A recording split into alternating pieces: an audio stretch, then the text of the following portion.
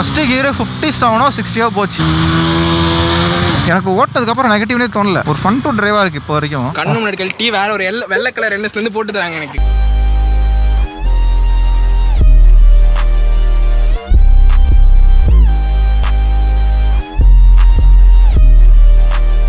So guys, சேனல்கார புதுசாக்கி நான் மறக்காம like, subscribe, share இதெல்லாம் பண்ணிவிடுங்க. ஹை பாயிண்ட்ஸ்னு ஒன்று இன்ட்ரடியூஸ் பண்ணியிருக்காங்க. அது கரெக்டாக பார்த்தீங்கன்னா சேட் லைட் சேட்லாம் இருக்குள்ள, இது எப்படி ஸ்வைப் பண்ணிங்கன்னா இந்த வீடியோவில் காட்டுற மாதிரி உங்களுக்கு வரும். அதில் போய்ட்டு உங்களோட பாயிண்ட்ஸை போடுங்க. அப்போ தான் வீடியோட விசிபிலிட்டி அதிகமாகும். யாராருக்கெல்லாம் அந்த ஆப்ஷன் காட்டுதோ தயவு செஞ்சு அதை பண்ணிடுங்க. இப்போ நீங்கள் வீடியோ பார்க்க போகலாம். ஸோ ஹே கைஸ், அந்த அவங்க பைக்லெஸ் பைக்கர். இந்த விளாக்ல வந்து பஜாஜோட பல்சர் 400Z Gen Z அப்படின்ற ஒரு பைக்கை தான் நம்ம பார்க்க போயிட்டு இருக்கோம். 400Z அப்படின்னு சொல்லுமா இல்லை ஜீன்னு சொல்லுமா, அது உங்க இஷ்டம். Z போட்டு நக்குவீங்களா இல்ல ஜீன்னு எல்லாரும் முட்டி போட்டு நக்குவீங்களா?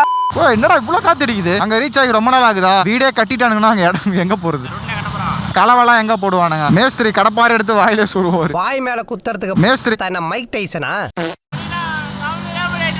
என்ன லேபிள் பா? சோட்டா பீம் லேபிளா? காமெடி பண்ணாதேன்னு சொல்லியிருக்கேன் நான். தெரியலண்ணா. Hi bro. Hi hi. 5th 6th அப்படி போகுது. அந்த 6th சேஞ்ச் ஆக மாட்டேங்குது. புரியுது. அதாவது ஃபால்ஸ் கியர்னு சொல்லிக்கலாம். இப்போ மூவ் ஆக மாட்டேங்குது. பின்னாடி வா, தொப்ப தெரியும்னு நினைக்கிறேன் வந்து. இதுக்காகவே ஒன்று அடிக்கணும்டா. என்னடா முறைக்கிற ஐயோக்கு. ஸோ கைஸ், பைக் இடம் பார்த்து நிப்பாட்டியாச்சு. ஸோ இதான் பஜாஜோட பல்சர் NS 400Z.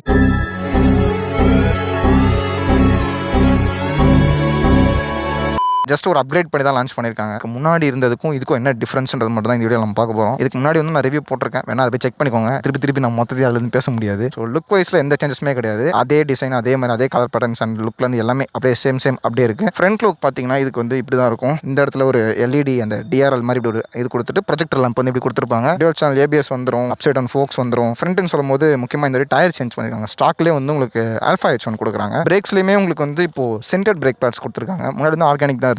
ஸ்டாக்காக வரும்போது நீங்கள் வேணா வாங்கி மாற்றிக்கலாம் அப்படின்ற மாதிரி தான். இப்போ வந்து பார்த்தீங்கன்னா உங்களுக்கு சிண்டடே கொடுத்துருக்காங்க. சில பேருக்கு வந்து சிண்டட்னா என்னது, ஆர்கானிக் பிரேக் பேட்ஸ்னா என்னன்னு தெரியாமல் இருப்பீங்க. ஆர்கானிக் வந்து எந்த மாதிரி மெட்டீரியல்ஸ் வச்சு அந்த பிரேக் பேட்ஸ் செஞ்சிருப்பாங்கன்னா, இந்த பிளாஸ்டிக் இல்லைனா கார்பன் இந்த மாதிரி ஒரு மிக்சர் ஆஃப் சம் இதை வச்சு தான் அந்த ஆர்கானிக் பேட்ஸ் இருக்கும். சிண்டட் வந்து ஃபுல் மெட்டல்ஸ் வச்சிருக்கும். அயன், காப்பர் இந்த மாதிரி மெட்டல்ஸை வந்து சேர்த்து வச்சு தான் இருக்கும். ஸோ சொல்லும் போதே உங்களுக்கு தெரிஞ்சிருக்கும், அதிகமான ஃப்ரிக்ஷன் வந்து இந்த மெட்டல் இந்த சிண்டட்ல தான் இருக்கும். இது ஆர்கானிக் பக்கம் போனீங்கன்னா அதுலேயுமே கிரிப் இருக்கும், பட் இது அளவுக்கு இருக்காது. ஒரு மெட்டலை பிடிக்கிற அளவுக்கு அதில் ஃப்ரிக்ஷன் இருக்காது. ஸோ அதனால தான் சிண்டட் பிரேக் பேட்ஸ் வந்து பெட்டர்னு சொல்லுவாங்க. நிறைய சூப்பர் பைக்ஸ் வந்து எல்லாத்துலேயுமே வந்து சிண்டட் பிரேக் பேட்ஸ் தான் அவங்க யூஸ் பண்ணுவாங்க. இது வந்து லாங் லாஸ்ட்டுமே கூட, ஏன்னா அது ஈஸியாக தெரிஞ்சு போயிடும். நான் சொல்லும் போதே தெரியாது, இந்த ரப்பர் அந்த கார்பன் இதை வச்சு தான் அது மேட் பண்ணியிருப்பாங்க. இது பார்த்தீங்கன்னா ஃபுல் மெட்டல் வச்சு செஞ்சதால இதோட பீரியட் கொஞ்சம் ஜாஸ்தி. அதோட மூச்சம் அது ரியரில் பார்த்தீங்கன்னா அப்படியே NS மாதிரி தான் ஒரு லுக் இருக்குது. ஸோ அதான் லுக்கை பொறுத்த வரைக்கும் அதே தான். ஃப்ரண்ட் பேக் எல்லாமே LED இண்டிகேட்டர்ஸ் தான் கொடுக்குறாங்க. எல்லா பல்சர் சீரிஸ் பார்க்குற மாதிரி. அதுவும் அட்ஜஸ்டபிள் லிவரோட இருக்குது. போன வாட்டி அட்ஜஸ்டபிள் லிவரோட இருந்துச்சு அப்படி தானே? ஓகே, நான் மறந்துட்டேன். இன்ஜின் பர்ஃபார்மன்ஸ் ஃபுல்லாகவே நம்ம ஓட்டும் போது பார்த்துக்கலாம். இப்போதைக்கு ஷார்ட்டாக சொன்னோம்னா இது வந்து ஒரு 3 HP வந்து இன்க்ரீஸ் பண்ணியிருக்காங்க. உங்களுக்கு வந்து 40 HP இருந்துச்சு, இப்போ வந்து 43 HP இருக்குது. டார்க் வந்து ஒரு 35 Nm ஆஃப் டார்க் வந்து ப்ரொடியூஸ் பண்ணுது. இது வந்து ஓட்டும் போது நமக்கு எந்த அளவுக்கு முன்னாடி டிஃப்ரென்ஸ் கொடுக்குது அப்படின்றது நம்ம ஓட்டும் போது பார்த்துக்கலாம். ஆனால் போன வாட்டி ஓட்டதே மறந்துட்டேன். நானே ஒரு வீடியோ பார்த்துக்கிறேன் இன்னொரு வாட்டி. இதுதான் உங்களுக்கு இதில் கொடுக்குற டிஸ்பிளே. ரொம்ப மினிமலான ஒரு டிஸ்பிளே. இந்த இடத்துல மட்டும்தான் இதோட மோட்ஸ் அண்ட் இதெல்லாம் இன்ஃபர்மேஷன்ஸுமே வரும். இது எனக்கு அந்தளவுக்கு எதுவும் பிடிக்கல. நிறைய இடத்துல காசு கட்டி தான் இந்த பைக் பார்க்கும்போது, ஏன்னா பைக்கோட ப்ரைஸ் பார்த்தீங்கன்னா ஆன் ரோடு வந்து 2.43 lakhs வருது. ஸோ அந்த ப்ரைஸ் ரேஞ்சுக்கு வந்து என்னென்னலாம் பண்ண முடியுமோ எல்லாத்தையும் கம்மி பண்ணி தான் கொடுத்துருக்காங்க பஜாஜ் சைட்லேருந்து. ஸோ ரைடிங் மோட்ஸ் வந்து மொத்தம் 4 இருக்குது. Road mode, sport mode, rain mode, off road mode. Off road மோடில் வந்து நமக்கு ரியர் ABS மட்டும் ஆஃப் ஆகிடும். ஆளுங்க யாரும் வந்துட்டாங்க. இந்த பக்கம் வழியே இல்லை, எப்படி வண்டி போகும்? ஓ, நான் கூட பயன்ட்டேன். ஸோ இப்போ வந்து ஸ்போர்ட் மோடில் இருக்குது. ஸ்போர்ட் மோடில் வந்து நமக்கு குயிக் ஷிஃப்டர் ப்ளஸ் வந்து ஒர்க் ஆகும். மற்ற மோட்ஸில் வந்து ஒர்க் ஆகாது அப்படின்ட்டு தான் அவங்களோட பேஜில் இருந்துச்சு. அதனால் நான் ஓட்டும் போது நான் உங்களுக்கு யூஸ் பண்ணி பார்த்துட்டு சொல்கிறேன். ரைடிங் மோட்ஸ் இந்த பைக் தேவையான்னு கேட்டிங்கன்னா ஜஸ்ட் இவ்வளோ மோட்ஸ் தேவையில்ல. ஒரு 2 மோடோட முடிச்சிருக்கலாம். ரெயினஸ் போட்டு இருந்தாலே போதும், ஒன்றும் பெருசாக வேறு எதுவும் தேவையில்லை. ஆஃப் ரோட் மோட்லாம் ஒன்றும் இருக்கணும்னு இந்த பைக்கு அவசியம் கிடையாது. ஏதாவது ஸ்டன் பண்ணுறவங்களுக்கு வேணால் மேபி யூஸ்ஃபுல்லாக இருக்கலாம். அவங்க தான் மொத்தத்தை பிடிங்கே போட்டுருவாங்களே. அதான் நானும் யோசிக்கிறேன். USB கனெக்ஷன் வந்து உங்களுக்கு இங்கே இருக்குது. பேசிக் இன்ஃபர்மேஷன்ஸ் எல்லாமே இதில் இருக்குது. வண்டியோட ப்ரைஸுமே கம்மியாக இருக்குது. ப்ரோ, சர்வீஸ் எவ்வளோ சொன்னீங்க? ஃபர்ஸ்ட் சர்வீஸ் 2300, 3721 கிலோமீட்டர் ஓடி இருக்கு. ஸ்போர்ட்ல இருக்கு. ப்ரோ, உண்மையிலே 34 கிலோமீட்டர் மைலேஜ் தருதா? ஒண்ணுமே இல்ல போட்டிருக்கு, சும்மா போடுதா? 18 16 அடிச்சு ஓட்டினதுனாலே இல்லை நார்மல் சிட்டிக்குள்ள அடிச்சு 22 ஒரு ஆவரேஜ். ரோட் மோட்ல ஓட்டும்போது கியர் ஷிஃப்ட் பண்ணிட்டு அப்புறம் த்ராட்டில் பண்ணும்போது பவர் லாக் எதாவது ஃபீல் ஆகும். ஓ, அப்போ இருங்க, இப்பயே ஃபஸ்ட்டே போயிடறாங்க. ஓட்டி பார்த்துட்டு சொல்கிறேன். க்ளவுஸ் ஏறா அப்படிதான் இத்து போச்சு. இது வேற டேர்னிங் ரேடியஸ் கொஞ்சம் அதிகம் நினைக்கிறேன். போனால் ட்ரை பண்ணப்போ கொஞ்சம் அதிகம் தான். கொஞ்சம் NSA அப்படி தான் நினைக்கிறேன்.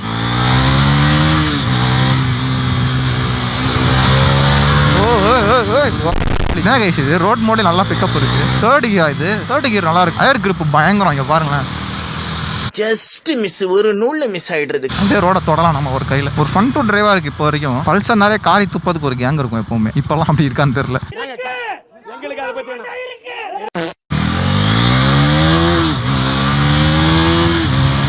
ஃபர்ஸ்ட் கியர் 57 60 போச்சு. I like it guys, I like it. உண்மையில சொல்ல போனா நான் நினைச்ச மாதிரி இல்ல, கொஞ்சம் நல்லாவே இருக்கு. இங்க பாருங்களேன், பிரேக்கை அதுவும் ஃப்ரண்ட் பிரேக் நல்ல பைட்டு. அவங்க சொன்ன லேக் வந்து எதில் ஃபீல் பண்ண முடியுதுன்னா, இப்போ நம்ம மிட் த்ராட்டில் இருக்கும்போது பிரச்சனை இல்லை. நம்ம வந்து ஒரு கியர் ஃபுல்லாக இப்படி விட்டுட்டு இப்போ அடுத்த கியருக்கு இப்படி ஃபுல் த்ராட்டில் மாற்றுறோம்ல, அப்போ மாற்றும் போது அந்த லேகை என்னால் ஃபீல் பண்ண முடியுது. இது வந்து லோயர் கியர்ஸில் என்னால் ஃபீல் பண்ண முடியுது. உங்களுக்கு த்ராட்டலோட காட்டுறேன் நான்.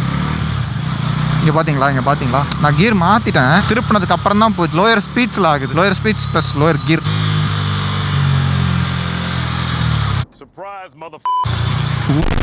எனக்கு என்னவோ ரோடு மோடு ஸ்போர்ட் மோடு இது எல்லாத்துக்கும் பெரிய டிஃப்ரென்ஸ்லாம் ஒன்றுமே தெரில. ஆர்டிஆரில் டிஃப்ரென்ஸ் தெரியும். நீங்கள் ஓட்டியிருந்தீங்கன்னா RR 310 அப்புறம் RTR 310. எனக்கு இதில் என்னமோ டிஃப்ரென்ஸே தெரிஞ்ச மாதிரி தெரியலனா எல்லா கீர்லையுமே புல்லோடு நல்லா தான் இருக்குது. வண்டி நல்லா இழுத்துக்கிட்டு ஓடுது. நான் ஸ்போர்ட்டுக்கு ஷிஃப்ட் ஆகிட்டேன். இனி வண்டி நிற்காது, பறக்கும்.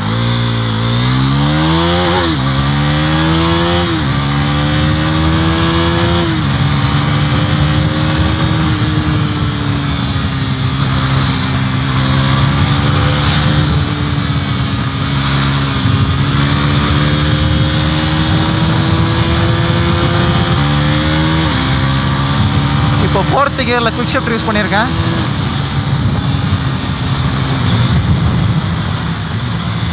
டவுன் ஷிஃப்ட் பண்ணுறேன். ரெண்டும் ஒர்க் ஆகுது.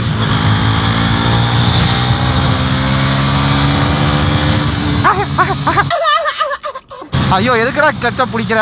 பைபாஸில் மாடு பாடா நான் மாடு தான் நிற்க வச்சு கூட்டு போவாதன்னு சொல்கிறாங்க. ஆனால் எல்லாம் கூட்டு போகிறானுங்க.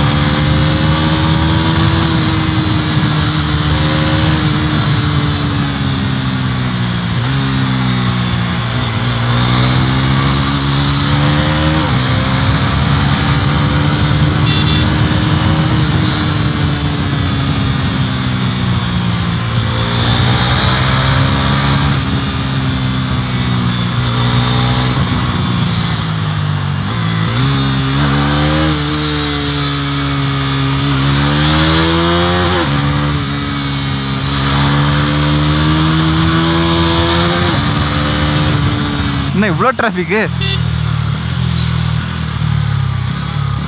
டவுன் ஷீட் பார்த்தீங்கன்னா அவ்வளோ ஸ்மூத்தாக இருக்குது. உண்மை, ரொம்ப தேங்க்ஸ்ண்ணே. அவர் வழி விட்டார் நமக்கு. இன்னொன்று சொல்ல மாட்டேன், சீட் ஹைட் கம்மி தான். எனக்கு ஃப்ளாட் ஃபுட்டாக எட்டுது. என் ஹைட்டை மென்ஷன் பண்ணல, 5.8 கேஸ். நான் எனக்கு ஃப்ளாட் ஃபுட்டாக எட்டும். எல்லாருக்குமே எட்டும் இந்த வண்டி. நான் பின்னாடி தள்ளி உட்காந்துருக்கேன், ஃப்ரண்ட்லாம் உட்காரல. அப்படியில் பார்த்தீங்கனாலே தெரியும். யூஸ்வலாக குவிக் ஷிஃப்ட்டோட வேலையை என்னன்னா, கரெக்டாக நமக்கு இந்த கியர் சேஞ்ச் பண்ணுற டைமில் அது என்ன பண்ணணும், ஒரு வாட்டி த்ராட்டில் அந்த இன்ஜினுக்கு போகிற எல்லா பவருமே கட் பண்ணுறோம். அதான் பார்த்தீங்கன்னா ஒரு சவுண்ட் அமைதியாக வர மாதிரி இருக்கும். அது என்ன காரணம்னா, இன்ஜின் கம்பஷன் அந்த டைமில் நடக்காது. அந்த டைமில் தான் டக்குன்னு இப்படி கியரை மாற்றி விடும். இதை அப்படி நின்னுட்டு திரும்ப வந்துடும். தெரியாது. நம்ம எல்லா KTM பைக்ஸ்லையும் பார்த்துருப்போம். 250, 390, பழைய 390 எல்லாத்துலேயுமே ராட்டிலேருந்து கையை எடுத்துட்டு அப்புறமா தான் கம்மி பண்ணணும். அதுவும் டயர் கிரிப்பு சொல்லவே வேணாம், பயங்கரமாக இருக்குது. ஏர்ஃபா வச்சோம் இந்த வண்டிக்கு. இதுக்கு R15லாம் சூப்பராக இருக்குது. அப்புறம் இந்த வண்டியில் பேக் பிரேக்கெல்லாம் நம்பி ஓட்டிடாதீங்க. எந்த பைக்லையும் சொல்கிறேன். வித்தின் ஒரு 3rd கியர்லேயே புல் அதிகமாக இருக்குன்னா அப்போ அது சீக்கிரமாக அந்த 100 ரீச் ஆகுதுன்னு அர்த்தம். ஒரு 6.something செகண்ட்ஸில் வந்து இது வந்து 100 ரீச் ஆகுது. ஸ்ட்ரீட்ஸ்குள்ளே ஓட்டும் போது பேக் பிரேக் அழுத்துறேன்னு அதை பிடிச்சி அழுத்திட்டு இருக்காதீங்க. நிற்கவே நிற்காது வண்டி. Full and focus front break தான்.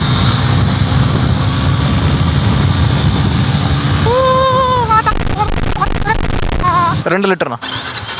என் கேமரா ரெக்கார்ட் வந்து பார்த்தா நான் 20 மினிட்ஸ் நான் ஓட்டியிருக்கேன். நான் ஓட்டின வரைக்கும் எனக்கு வந்து இந்த லேக் இஷ்யூ வந்து ஹையர் கியர்ஸில் இல்லை, இந்த மாதிரி தான் இருக்குது. இப்போ இந்த லோயர் கியர்ஸ் நான் ஓட்டிகிட்டு இருக்கேன்ல, இந்த மாதிரி இடத்துல வந்து நான் கொடுத்துட்டேன் த்ராட்டில். ஆனால் லேட்டாக வந்து அப்படி புக் அப்படின்னு வண்டியை தூக்கி போடுது.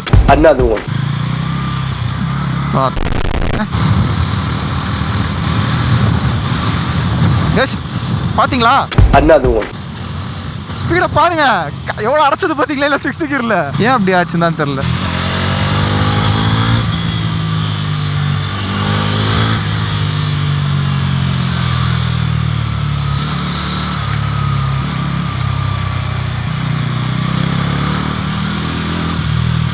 இன்னும் ஒன்று, சஸ்பென்ஷன் கொஞ்சம் ஹார்டாக இருக்குது. அப்படி தான் இருக்கணும். ஒரு மிட் லெவலாக இருக்குது. ஃப்ரண்ட்டில் ஹார்டு, அப்புறம் பேக்கில் வந்து கொஞ்சம் மிட் ஹார்டுன்னு அந்த மாதிரி இருக்குது. பட் பரவாயில்ல, அதனால தான் அந்த grip கிடைக்குது. எனக்கு எதுவும் சஸ்பென்ஷனில் பெரிய இஷ்யூவாக இருந்த மாதிரி தெரியல. எனக்கு ஓட்டினதுக்கப்புறம் நெகட்டிவ்னே தோணல. வண்டி என் கையிலே இருந்தால் தான் எனக்கு வந்து தெரியும் உண்மையிலே இதில் எது நெகட்டிவ் அப்படின்னு சொல்லிட்டு. சாரி சார், இங்கே ஒரு புள்ளிங்க ஒரு டான்ஸ் ஆட்டிருந்தாங்க, காட்டலான்னு இருந்தேன். இப்போ என்னால் காட்ட முடியாமல் போச்சு. ட்ராக்ஷன் ஆனில் இருந்தால் டயர் தேவைக்கூடாதுன்னு சொல்லுவாங்க. என்ன டயர் தெரியுது. செக்ஸுக்கு போட்டேன் வீடியோவில் ரொம்ப நீங்கள் பார்த்தீங்கன்னா நீங்களே என்னடா நம்ம வண்டி அது அப்படின்னு கேட்பீங்க. இப்படி ஓட்ட முடியல என்னால். நீங்கள் பல வீடியோ பார்த்தீங்கன்னா தெரியும், ஏதோ சந்தில் தான் ஓட்டிட்டு இருந்திருப்பேன். அதில் ஓட்டுங்க அப்படியே அந்த தேர்ட் கியர்லாம் அப்படியே 390 ஃபீல் இருந்துச்சு. ஆனால் மற்ற கீழே அந்த மாதிரி இல்லை. வரேன்னு சொல்கிறத போது எனக்கு தெரிஞ்சு இந்த கன்சோல் மாற்றி இருந்திருக்கலாம், ஃப்ரண்ட் லுக்கை மாற்றிருக்கணும் முக்கியமாக. லுக்கு தான் இல்லை ஒருத்தங்களுக்கு ஒரு மாதிரி. எனக்கு அப்புறம் உங்களுக்கு எப்படி ப்ரோ, உங்களுக்கு பிடிச்சிருக்கா? என்எஸ் அன்எக்ஸ்பெக்டட் ஆன்சர் அப்படின்ட்டு. அது எல்லாமே அப்படி தானே. இப்போ என் சேனலில் பாதி பேருக்கு பிடிக்காது. அது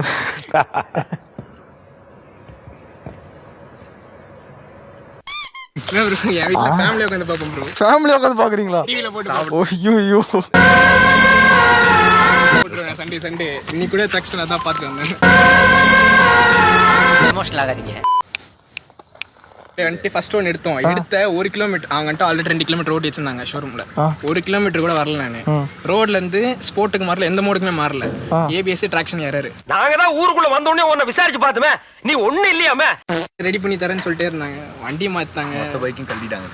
கண்ணு முன்னாடி கழட்டி வேற ஒரு வெள்ளை கலர் என்எஸ்லேருந்து போட்டு தராங்க எனக்கு. என் கண்ணு முன்னாடி கழட்டி வச்சு மனசாட்சி உனக்கு அப்படின்னு கேட்க வேண்டியது. சீட் ஒழுங்கா லாக் ஆகல இந்த வண்டியில். அப்புறம் வந்துட்டு அது போயிட்டு ஃபர்ஸ்ட் சர்வீஸில் மாற்றினாங்க. குவாலிட்டி இந்த ஃபிட் அண்ட் ஃபினிஷ் இந்த மாதிரி இதெல்லாம் கொஞ்சம் கோட்டை விட்டுறானுங்க. Service first bro. நான் போகிற ஷோரூமில் ஃபஸ்ட்டு. எங்கே போகிறீங்க? எந்த பேரே சொல்லிட்டீங்க. ஓகே தடுத்து நிறுத்துங்க. எனக்கு தெரியலையே. குயிக் ஷிஃப்டர் இல்லைன்ட்டான் ஒரே இதுவா. மேனேஜர் இத்தனைக்கு இல்லை வெளில இருக்கும் ப்ரோ உங்கள் வண்டியில் இல்லை ப்ரோ. நான் அது ஸ்போர்ட்ஸ் ஷிஃப்ட்னா அதில் அப்படி இருக்கவே இருக்காது. உள்ள சென்சார் மாதிரி நான் இதான் கூகுளில் பார்த்து சொன்னார். ஓ தெரியல ப்ரோ. அவங்களே சொல்கிறாங்க ப்ரோ நீங்கள் தான் ஃபஸ்ட் வண்டி எடுத்தீங்க, எங்களுக்கே தெரில என்ன பண்ணுறது. அவரே சொல்றாரா?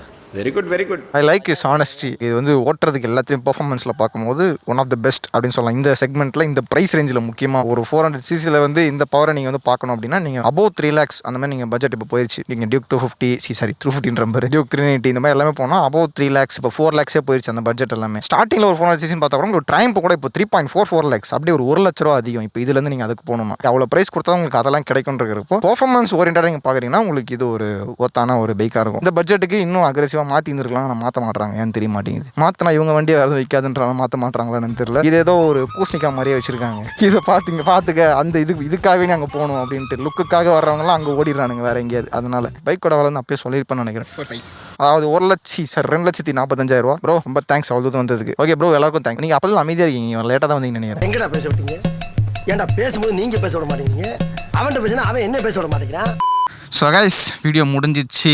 எஸ், ஸோ இது ஒரு ஷார்ட் வீடியோ தான். ஏன்னா நான் கரெக்டாக போனேன் ஒரு 1 hourல இந்த வீடியோ நான் எடுத்து முடிச்சேன். நான் பார்த்துக்கோங்களேன், அந்த அளவுக்கு ஷார்ட்டாக முடிச்சேன். பைக்கோட ஒரு ப்ரைஸ் பார்த்தீங்கன்னா 2.45 lakhs, 2.5 லட்சம் கூட உங்களுக்கு வச்சுக்கலாம். 2.5 லட்ச ரூபா ப்ரைஸில் வந்து ஒரு 400cc அதுவும் இந்த மாதிரி பெர்ஃபார்மன்ஸ் கொடுக்குற பைக் வந்து எனக்கு தெரிஞ்சு வேறு எதுவுமே கிடையாது. ஏன்னா எனக்கு ஓட்டும் போது எனக்கு ரொம்ப ஃபன்னாக இருந்துச்சு, எனக்கு ரொம்ப பிடிச்சிருந்துச்சு. இங்கே above 3 lakhs போகிற பைக்ஸில் மட்டும்தான் நீங்கள் வந்து இதெல்லாம் பார்க்க முடியும். இதில் தேர்ட் இயர் வரைக்கும் தான் உங்களுக்கு ஒரு அந்த ஒரு இது இருக்குது, பிக்கப்பா பவரா அந்த மாதிரி ஒரு ஃபீல் நமக்கு ஃபீல் ஆகுது. அதுக்கு மேலே பார்த்தீங்கன்னா சட்டலாக அப்படியே ஒரு க்ரூசர் பைக்ஸ் ஃபீல் தான் எனக்கு கொடுக்குது. நான் ஓட்டும் போது நான் அப்படி தான் பார்த்தேன், எனக்கு அப்படி தான் ஒரு ஃபீல் கொடுத்துச்சு. ஸோ பர்ஃபெக்ட், நல்லா தான் இருந்துச்சு இந்த ப்ரைஸ் ரேஞ்சுக்கு. என்ன ஒன்று வீடியோலேயே நீங்கள் பார்த்துருப்பீங்க, ஓனர் ஃபேஸ் பண்ணதெல்லாம் பேக் சீட் லாக் ஆகாது, இந்த மாதிரி மேனுஃபேக்சரிங்லேயே இந்த மாதிரி சில இஷ்யூஸ் வர்றதெல்லாம் இந்த மாதிரி காஸ்ட் கட்டிங் பண்ணியிருக்காங்க நிறைய விஷயத்தில். பிளாஸ்டிக்ஸாக இருக்கட்டும், குவாலிட்டியாக இருக்கட்டும், ஃபிட் அண்ட் ஃபினிஷாக இருக்கட்டும், அந்த மாதிரி இதில் சர்வீஸும் முக்கியம் இருக்குன்னு சொல்லியிருந்தாங்க. அது ஒரு ஏரியாவை பொறுத்து இருக்கு. நான் இது வரைக்கும் கேட்ட வரைக்கும் ஏதோ ஒரு சில ஷோரூம்ஸ் மட்டும் தான் நல்லா இருக்குது அப்படின்னு சொல்கிறாங்க எல்லாருமே. இது ஏதோ ஒரு டாமினார் பண்ணும்போது சொல்லியிருப்பாங்கன்னு நினைக்கிறேன், எனக்கு மறந்துட்டேன்.